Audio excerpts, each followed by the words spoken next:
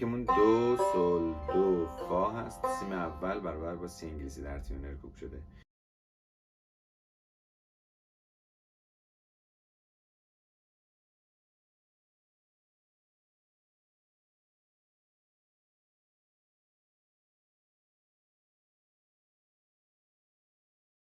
در این قطعه سی بمول، لا کرون و می بمول داریم.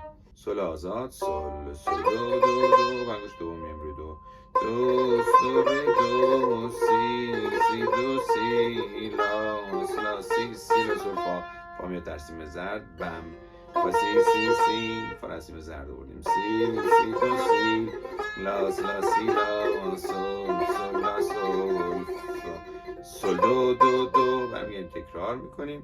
دفعه دوم روی همین فا میمونیم، یعنی میگیم سل لا فا. کمی ایست میکنیم، بعد تبدیل به دو چهارم میشه. از 6 هشتم میگه ره ره ره ره ره ره ره ره دو ره می راست باشم راست باشم راست دو ره می دو ره می راست باشم دو دو دو دو دو دو دو دو سی دو ره سی دو ره. دوره از ره تکرار میشه. فا می ره ره می فا می ره دو دو ره می ره دو سی ره روی میمونیم. دوباره باز قسمت اول تکرار میشه.